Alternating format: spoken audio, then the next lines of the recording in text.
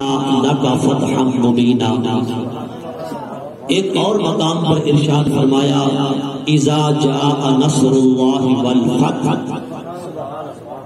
دونوں آیات مبارکہ میں اللہ رب العزت نے ایک عظیم الشان فقید المثال فتح کا ذکر فرمایا۔ قرآن مجید کی ان دونوں آیات کے اندر کس عظیم فتح کا ذکر ہے؟ اکثر مفسرین کرام اس پر متفق ہیں کہ اللہ رب العزت نے فتح مبین جس فتح کو فرمایا اور سورہ نصر کے اندر اللہ کی مدد و نصرت اترنے پر فتح کی جو نوید اور خوشخبری ارشاد فرمائی، اس فتح سے مراد فتح مکہ ہے، یعنی آقا کریم صلی اللہ علیہ وسلم جب مکہ شریف میں تشریف فرما تھے، صحابہ کرام علیہم رضوان جوق در جوق مسلمان دین میں داخل ہو رہے تھے، شرف صحابیت سے مشرف ہو رہے تھے، اور وہاں پر ان کا عرصہ حیات تنگ کیا جا رہا تھا، یعنی مسلمان جو تھے وہ دین اسلام کے حوالہ سے عمل کرنے کے صورت میں بہت تنگی میں تھے، بڑی تکلیف میں تھے، بڑی اذیت میں تھے، حتیٰ کہ ان کو جلتی آگ کے انگاروں پر لٹایا جاتا، بھٹیوں میں جا ڈال دیا جاتا، ان کے جسم پر بھاری بھرکم پتھر رکھ دیے جاتے۔ خود آقا کریم صلی اللہ علیہ وسلم صحن کعبہ میں نماز کے لیے تشریف لے جاتے تو آپ پر اوجھڑیاں ڈال دی جاتی، جہاں نبی اسلام کی عزت و حرمت آپ کی ذات محفوظ نہ تھی، آپ کو بھی طرح طرح کی اذیتوں اور تکلیفوں کا سامنا کرنا پڑ رہا تھا، وہاں آپ کے غلاموں کا کیا حال ہوگا اور ان پر کس طرح کے مظالم اور کس طرح کے ستم روا نہ رکھے جا رہے ہوں گے، کون سا وہ ظلم ہوگا، کون سی وہ اذیت ہوگی، کون سی وہ تکلیف ہوگی جو مسلمانوں کو نہ پہنچی ہوگی مکہ کی دھرتی پر۔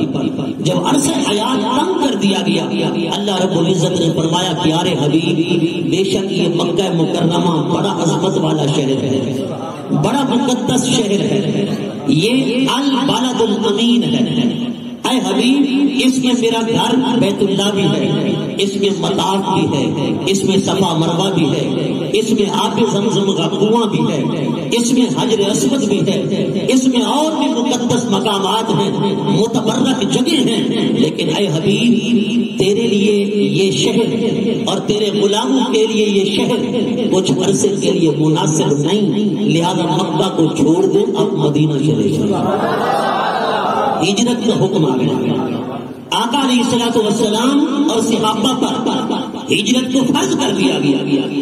اس ہجرت کرنے کے بعد 6 سال کا عرصہ بیت گیا، صحابہ کو وہ وطن کبھی نظر نہ آیا جس وطن میں وہ پیدا ہوئے تھے، وہ وطن مہاجرین کے لیے ایک ایسا وطن بن گیا جس کے لیے ان کی آنکھیں ترس گئی، ان کے دل ترس گئے، حتیٰ کہ صحابہ اس وطن کی محبت میں اتنے محو تھے، اتنے مگن تھے کہ جدائی برداشت نہ کر سکے، بخار میں مبتلا ہو گئے، بیمار ہو گئے، اور اس کی جدائی کے اندر وہ کلام پڑھتے، اس کی جدائی کے اندر اشعار کہتے، اس کی جدائی کے اندر وہ تڑپتے تھے، مچلتے تھے۔ 6 سال کا عرصہ گزر گیا کہ کسی آنکھ سے اللہ کے گھر کو تو دیکھ لیتے تھے، اس مطاف کے اندر طواف کے چکر تو لگا لیتے، آب زمزم کا کوئی ایک گھونٹ ہمیں بھی نصیب ہو جاتا،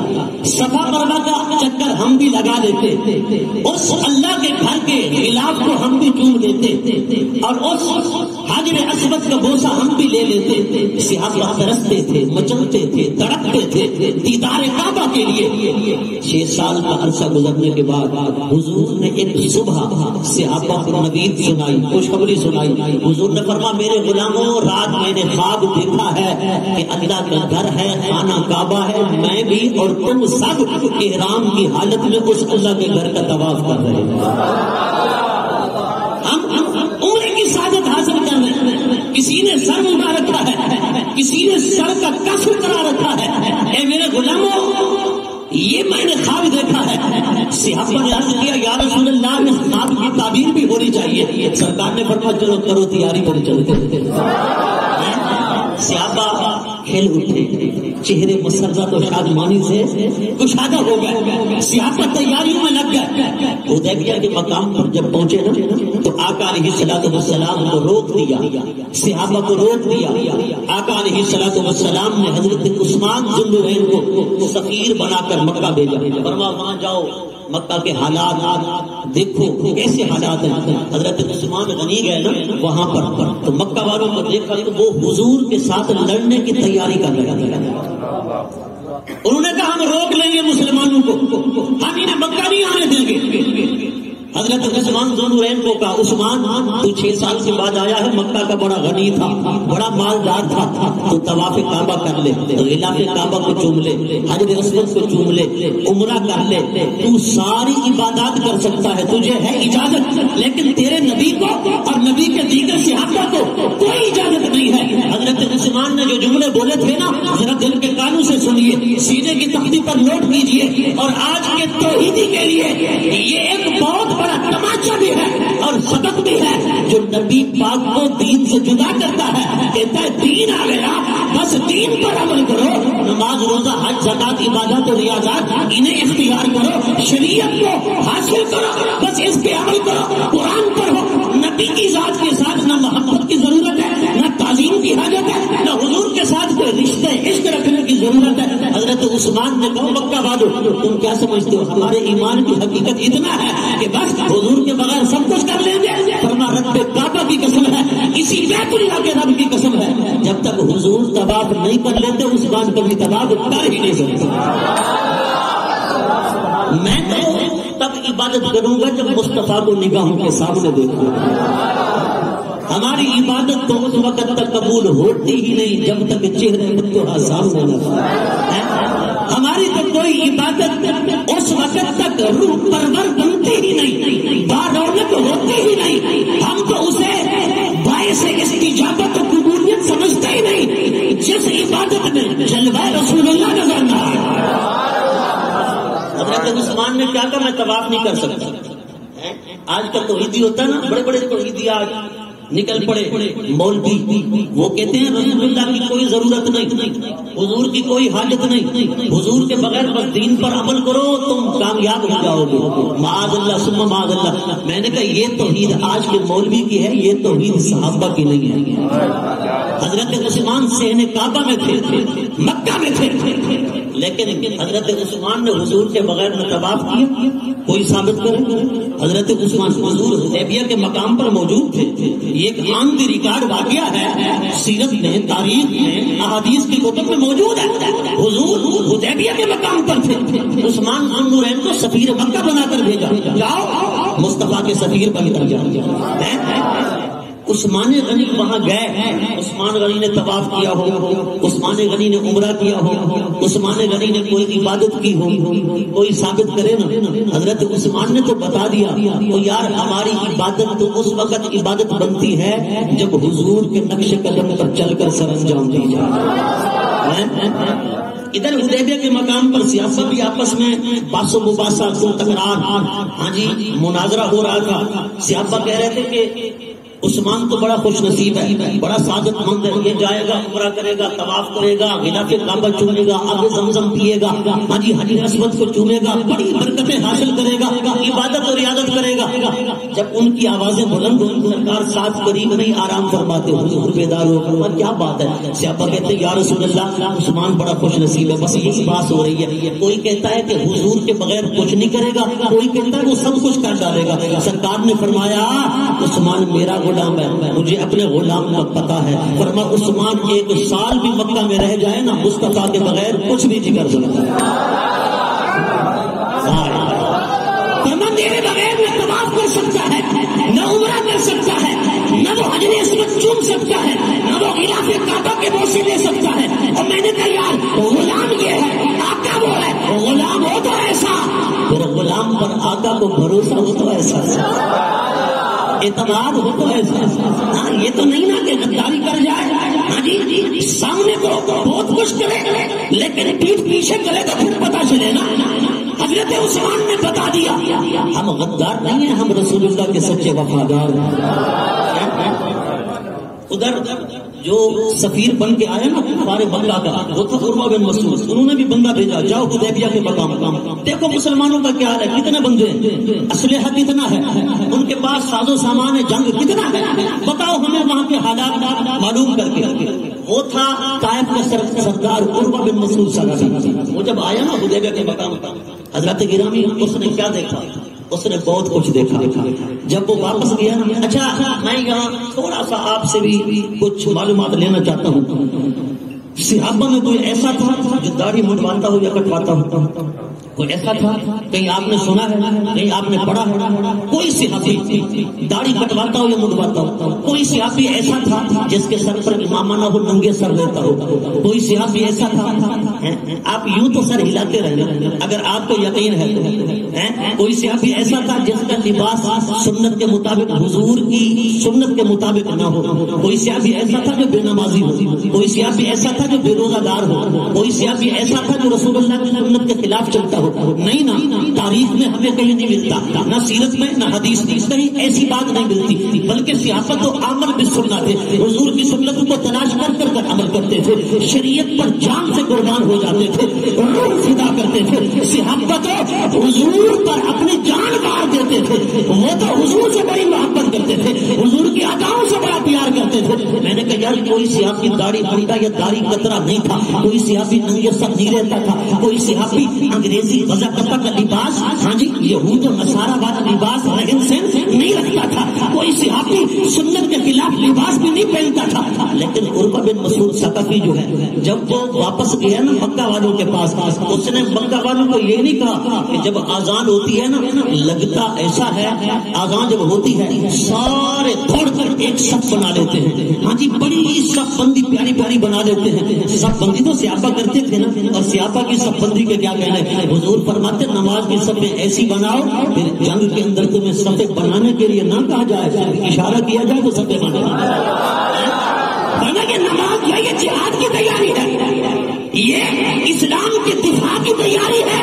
فرمایا اسلام کا دفاع کرنا پڑ جائے، جہاد کرنا پڑ جائے، صفیں ایسی بناؤ نہ کوئی پیچھے نکلا ہو نہ کوئی آگے نکلا ہو، نہ کوئی درمیان میں فاصلہ رکھ کے کھڑا ہو. فرمایا صفیں پیاری پیاری بناؤ. صحابہ کی صفیں پیاری ہوتی تھی. اس نے یہ نہیں کہا کہ آزان ہوتی ہے تو صفیں بنا لیتے ہیں، سب کی داڑیاں ہیں، سب کے امامے ہیں، سب جو ہے رسول اللہ کے رنگ میں رنگے ہوئے ہیں، حضور کی سنت پر عمل کرتے ہیں. اس نے واپس جا کر کیا کہا، مکہ والے کفار مکہ قریش مکہ جس نے پوچھا نا عروہ بتا کیا دیکھ کے آیا ہے. عروہ کہتا ہے میں نے وہاں یہ دیکھا ہے نبی پاک اگر ابواب پہ دہن گرائے نا، صحابہ ہاتھوں پہ لے کر چہروں کو پکڑ لیتے ہیں.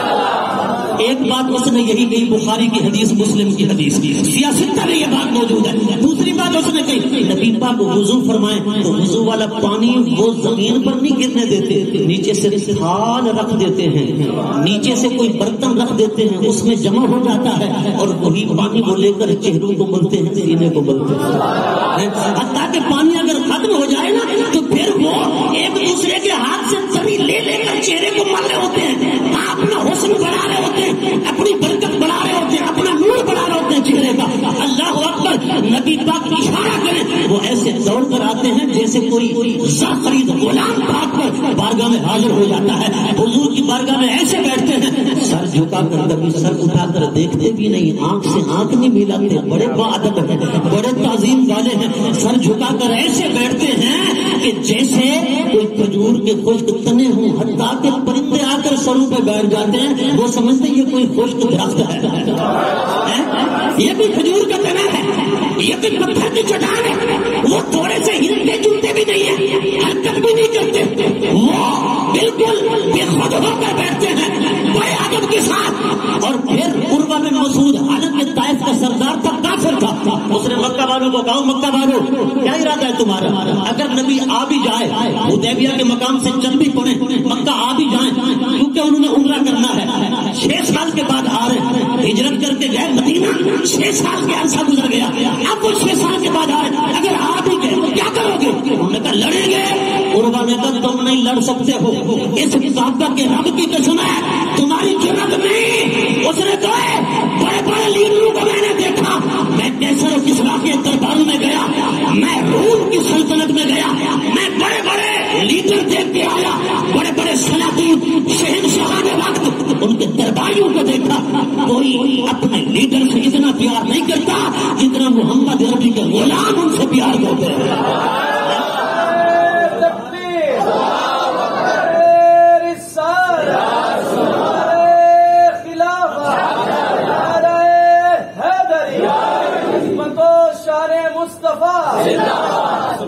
اس نے صرف محبت رسول اور عشق مصطفیٰ کا نقشہ کھینچا، نمازوں کا نقشہ نہیں کھینچا۔ اگر کھینچا ہو تو مجھے دکھاؤ، میں نے تو نہیں پڑھا۔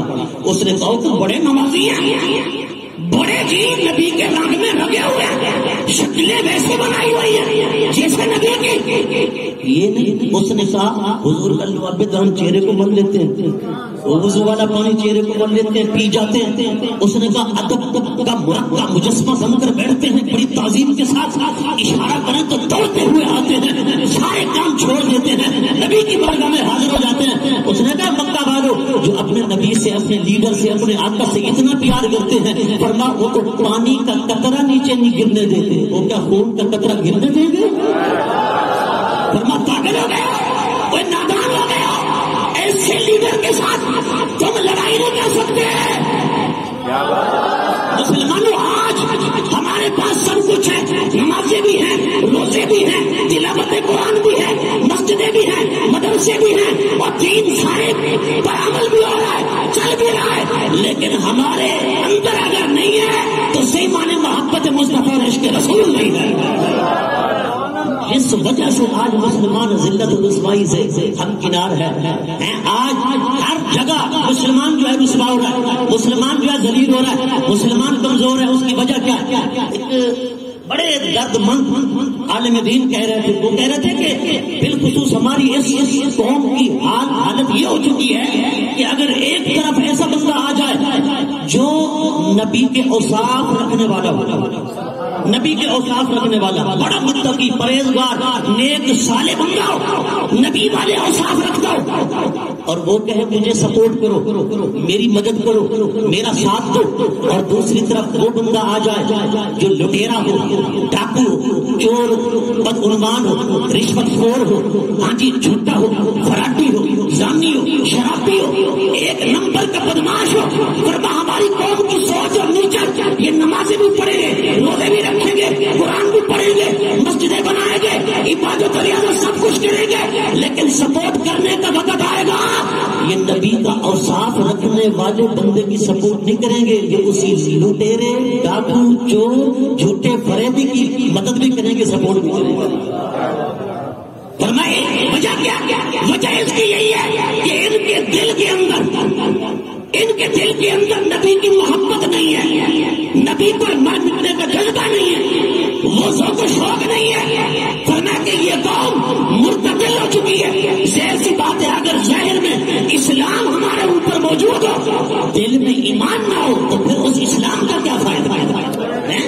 ایمان تو تب پختہ ہوگا جب نبی کی محبت آئے گا۔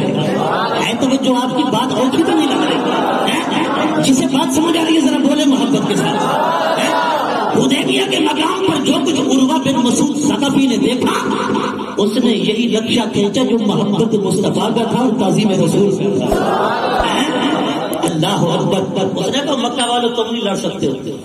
اس سال جو معاہدہ ہو گیا نا، اگرچہ اللہ پاک یہ بھی فرما سکتا تھا محبوب آپ جائیں نا، یہ کفار کیا کریں گے، لیکن اللہ پاک نے اس وقت محبوب کو حکمت عملی کا حکم فرمایا۔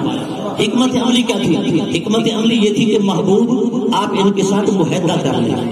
اس معاہدہ میں جس کو کہتے ہیں صلح حدیبیہ کا معاہدہ، وہ صلح نامہ جو تیار ہوا، بظاہر کافروں کی باتیں زیادہ مانی گئی، مسلمانوں کی باتیں تھوڑی مانی گئی بظاہر، اور بظاہر وہی غالب نظر آ رہے تھے، مسلمان مغلوب نظر آ رہے تھے۔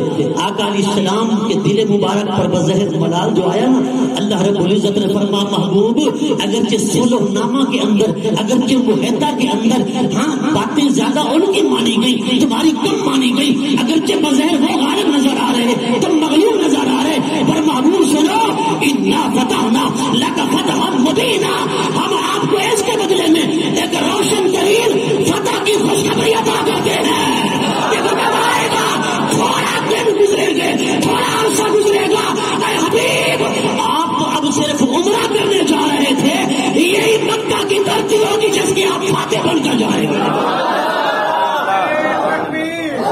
جس کے آپ فاتح بن کر جائیں گے۔ اے حبیب میں آپ کو مکہ میں اب عمرہ کرنے جا رہے ہوں، آپ کو مکہ کا مالک بنا دوں گا۔ انا فتحنا لک فتحا مبینا، مفسرین فرماتے ہیں اس فتح مبین سے مراد فتح مکہ ہے۔ کیا ہے؟ فتح مکہ۔ 6 ہجری میں معاہدہ ہوا اور 8 ہجری میں حضور 10,000 کا لشکر جرار لے کر فاتح اعظم بن کر وہ مصطفیٰ جو ایک دن مہاجر بن کر مکہ سے نکلے تھے، آج اسی مکہ کے اندر فاتح بن کر داخل ہو رہے ہیں۔ رمضان المبارک کا مہینہ تھا، میرے نبی کے 10,000 جانشین اللہ اکبر مکہ شریف میں داخل ہو رہے تھے، اور یہ داخلہ بڑے فاتحانہ انداز کے ساتھ حضرت سعد رضی اللہ تعالیٰ عنہ نعرہ مستانہ یہ تھا الیوم یوم المرحمہ، آج تو بدلہ لیا جائے گا، آج تو انتقام لیا جائے گا، آج تو خون کی ندیاں بہہ جائیں گی، آج تو انہیں ذلیل کیا جائے گا، قریشیوں کو رسوا کیا جائے گا۔ ابو سفیان جو مکہ کا سردار تھا دوڑتا ہوا حضور کی بارگاہ میں آیا، کہتا ہے یا رسول اللہ سعد کو اس نعرے کا آپ نے حکم دیا کہ یہ نعرہ لگاؤ، وہ نعرہ لگا رہے الیوم یوم المرحمہ، آج تو انتقام کا دن ہے، یہ 13 سال ہم پر ظلم کرتے رہے مکہ والے قریش مکہ، آج ہم اس کا بدلہ لیں گے۔ حضور نے فرمایا ابو سفیان یہ سعد کی اپنی محبت ہے، اور حضور نے حضرت سعد کو بلایا، فرمایا میں نے حکم نہیں دیا کہ سعد اپنی محبت سے نعرہ لگا رہا ہے، غیر صحابہ نے مظالم کو سہے ہیں، آج فتح کر رہے ہیں مکہ کو، آج نعرے تو انہوں نے لگانے ہیں۔ اللہ اکبر۔ حضور نے حضرت سعد کو بلا کر فرمایا سعد یہ نعرہ نہ لگاؤ الیوم یوم المرحمہ، نعرہ لگاؤ الیوم یوم المرحمہ۔ لوگوں آج بدلے کا دن نہیں، آج رحمت کا دن ہے، آج معافی کا دن ہے، آج بخشش کا دن ہے، آج مغفرت کا دن ہے۔ اللہ اکبر۔ حضور جب مکہ میں داخل ہوئے نا، انداز کیا تھا داخلے کا؟ انداز یہ تھا، خدا کی قسم، دائیں طرف صدیق اکبر تھے، بائیں طرف حضرت اسید بن حضیر تھے، سواری کے اوپر آقا علیہ السلام آگے بیٹھے تھے، پیچھے اسامہ بن زید جو نبی پاک کے غلام کے بیٹے تھے وہ بیٹھے ہوئے تھے، اور ایک غلام حضرت بلال حبشی سواری کی نکیل کی رسی پکڑ کر آگے جا رہے تھے۔ اللہ اکبر۔ حضور غلام کو بٹھا کر سواری کے اوپر اور صدیق اکبر کو نیچے چلا کر دنیا کو بتا رہے تھے، دنیا والوں آج مسلمان ایک تاریخ کی فتح کرنے جا رہے ہیں، مکہ مکرمہ کی دھرتی آج فتح ہونے والی ہے، اور مصطفیٰ جس انداز سے جا رہا ہے، مصطفیٰ بتا رہا ہے میں ذلیل کرنے نہیں آ رہا، میں تو قریشی تو قریشی رہے، ہاشمی تو ہاشمی رہے، اور بڑے خاندان والے تو خاندان والے رہے، دامن اسلام سے وابستہ تو ہو جاؤ، میں تو غلاموں کا بھی عزت دینے آیا، بڑے خاندان والے تو خاندان والے رہے، مصطفیٰ تو غلاموں کو بھی عزت دینے آیا ہے۔ اللہ اکبر۔ حضور سیدھے گئے ام ہانی کے گھر، فرمایا اے چچا زاد بہن حضرت علی المرتضیٰ کی بہن، یہیں سے حضور نے سفر معراج بھی فرمایا تھا، حضرت ام ہانی کے گھر سے جو صحن کعبہ سے متصل تھا، وہاں گئے، فرمایا کچھ کھانے کو ہو، حضرت ام ہانی نے سرکہ دیا، چند خشک روٹی کے ٹکڑے دیے، آقا علیہ السلام نے تناول فرمایا، اس کے بعد حضور صحن کعبہ میں آئے، سرکار نے خطبہ ارشاد فرمایا، اور حضور نے تمام لوگوں کو مخاطب کیا، اس میں غلام بھی تھے، کافر بھی تھے، مشرک بھی تھے، آج صحن کعبہ بھرا ہوا ہے، لاکھوں کے حساب سے لوگ ہیں۔ اللہ اکبر۔ حضور نے خطاب کرتے ہوئے فرمایا مکہ والوں جانتے ہو میں کون ہوں، مکہ والوں جانتے ہو میں کون ہوں، مکہ والوں جانتے ہو میں کس کا بیٹا ہوں، مکہ والوں جانتے ہو آج تمہارے ساتھ کیا ہونے والا ہے، بتاؤ۔ مکہ والے خاموش تھر تھر کانپ رہے ہیں، وہی مشرک آج اس کے اندر وہ بھی تھے جو پتھر برسانے والے تھے، وہ بھی تھے جو مصطفیٰ کے جسم پر اوزیاں ڈالنے والے تھے، وہ بھی تھے جو حضرت بلال کے جسم پر بھاری پتھر رکھنے والے تھے اور کوڑے مارنے والے تھے، آج وہ بھی تھے جو حضرت عمار کو جلتی آگ کے اندر ڈالنے والے تھے، اس کی والدہ کے جسم کے ٹکڑے کرنے والے تھے، آج وہ بھی تھے نبی کی ذات پر مظالم ڈھانے والے، اہل بیت پر، صحابہ پر، آج سب خاموش ہیں، تھر تھر کانپ رہے ہیں۔ جب اچانک حضور نے فرمایا او مکہ والوں سنو، لا تثریب علیکم اليوم اذهبوا فانتم الطلقاء، سنو مصطفیٰ آج بدلہ لینے نہیں آیا، آج سب کو معاف کرنے آیا ہے۔ میرے آقا کی رحمت للعالمین کی شان کو دیکھو، وہ بولو ذرا رحمت للعالمین کے غلاموں، بولو ذرا اللہ اکبر۔ کیا فرما؟ عام معافی کا اعلان فرما دیا، فرمایا جو صحن کعبہ میں آ جائے اسے بھی معافی ہے، جو مسجد حرام میں آ جائے اسے بھی معافی ہے، جو ابو سفیان کے گھر میں آ جائے اسے بھی معافی ہے، جو ہتھیار ڈال دے اسے بھی معافی ہے۔ حضور نے فرمایا آج میں تمہیں گرانے نہیں آیا، آج میں تمہیں اٹھانے آیا ہوں، آج میں تمہیں ذلیل کرنے نہیں آیا، آج تمہیں عزت دینے آیا ہوں، آج تمہیں مٹانے نہیں آیا، آج تمہیں ہمیشہ کے لیے زندہ کرنے آیا ہوں۔ وہ مکہ والوں آؤ دامن مصطفیٰ سے وابستہ ہو جاؤ۔ پھر کیا ہوا؟ اللہ کا قرآن کہتا ہے جب عام معافی کا اعلان ہوا، اللہ فرماتا ہے اذا جاء نصر اللہ والفتح ورأیت الناس یدخلون فی دین اللہ افواجا، جب خدا کی مدد و نصرت آئی، فتح مبین مصطفیٰ کو عطا ہو گئی، تو پھر فوج در فوج، جوگ در جوگ سارے لوگ حضور کی غلامی میں داخل ہو رہے تھے، سارے لوگ سرکار کی غلامی میں داخل ہو رہے تھے۔ یدخلون فی دین اللہ افواجا، یہ معافی کی برکت تھی، یہ بخشش کی برکت تھی۔ آج حضور نے فرمایا این بلال، بلال کہاں ہے؟ بلال آگے فرمایا بلال اذان تو پڑھو۔ حضرت بلال صحن کعبہ میں کھڑے ہو کر اذان دینے لگے۔ حضور نے فرمایا بلال آج صحن کعبہ میں نہیں، حضور نے فرمایا چھت پر چڑھ جاؤ، چھت پر چڑھ جاؤ اور اذان پڑھو۔ حضرت بلال چھت پر چڑھ گئے، کعبہ کی چھت پر، اور حضور نے بتا دیا کائنات والوں بلال ہے تو غلام، پر مصطفیٰ سے کے دامن سے جو وابستہ ہوا ہے، آج کعبہ نیچے ہے، بلال اوپر ہے۔ ان کے جو ہم غلام تھے خلق کے پیشوا رہے، ان سے پھرے جہاں پھرا آئی کسی وقار میں۔ حضور نے فرمایا این عثمان بن طلحہ، عثمان بن طلحہ کہاں ہے؟ تھر تھراتا ہوا حضور کی خدمت میں حاضر ہو گیا۔ یہ عثمان بن طلحہ وہ تھا جب حضور مکہ میں رہتے تھے جس کے پاس چابی تھی بیت اللہ کی۔ حضور نے فرمایا عثمان چابی تو دو، میں نے اللہ کے گھر خانہ کعبہ میں نماز پڑھنی ہے۔ عثمان نے کہا چابی تو نہیں ملے گی، ابو جہل نے منع کر رکھا ہے، وہ کہتے کسی کو چابی نہیں دینی، آپ کو بھی چابی نہیں ملے گی۔ حضور نے فرمایا عثمان یہ وقت یاد رکھ، ایک وہ وقت بھی آئے گا یہ چابی میرے ہاتھ میں ہوگی، میں جس کو چاہوں گا عطا کر دوں گا، جس کو چاہوں گا اسے عطا کر دوں گا۔ عثمان کہتے ہیں آپ کے پاس یہ تو ممکن ہی نہیں ہے۔ آج سرکار نے جب بلایا 8 سال کے بعد عثمان کو، جو چابی بردار ہے خانہ کعبہ کا، فرمایا عثمان آؤ میرے پاس، چابی میرے حوالے کرو۔ آج تو مصطفیٰ فاتحانہ انداز میں آیا ہے۔ عثمان کانپ بھی رہا ہے، تھر تھرا بھی رہا ہے، چابی بھی پیش کر رہا ہے۔ اور حضور نے فرمایا عثمان وہ وقت یاد کرو جب تم نے کہا تھا تمہارے پاس بھی چابی آ سکتی ہے، تمہیں بھی چابی مل سکتی ہے۔ عثمان قدموں میں گر گیا، توبہ کی، معافی مانگی، کلمہ پڑا، مشرف پر اسلام ہو گیا۔ سرکار نے فرمایا عثمان مصطفیٰ کسی کو بے عزت کرنے نہیں آیا، ذلیل کرنے نہیں آیا۔ اے عثمان چابی تیرے پاس تھی پہلے بھی، اب چونکہ تو مسلمان ہو گیا ہے اب بھی میں مصطفیٰ تجھے عطا کروں، میں چاہوں تو کسی اور کو دے سکتا ہوں لیکن چابی تجھے عطا کر رہا ہوں۔ کیوں؟ مصطفیٰ عزت والوں کو عزت دینے آیا ہے، سرداروں کو سرداری دینے آیا ہے، عظمت والوں کو عظمت دینے آیا ہے، شان والوں کو شوکت بخشنے آیا ہے۔ اللہ اکبر۔ آقا علیہ السلام نے اسے چابی دی، فرمایا عثمان یہ چابی تیری ہی اولاد میں رہے گی۔ اور کہتے ہیں اب تک حضرت عثمان بن طلحہ کی اولاد میں وہ چابی چل رہی ہے۔ حضرت گرامی آنکھ والا تیرے جلووں کا تماشا دیکھے، دیتے کوڑ کوڑ کیا آئے نظر کیا دیکھے۔ اللہ رب العزت نے صلح حدیبیہ کے بدلے میں روشن ترین فتح، واضح ترین فتح مکہ کی خوشخبری حضور کو سنائی اور اللہ نے وہ کر کے دکھایا۔ دعا ہے اللہ پاک ہمیں بھی آقا کی سچی محبت عطا فرمائے۔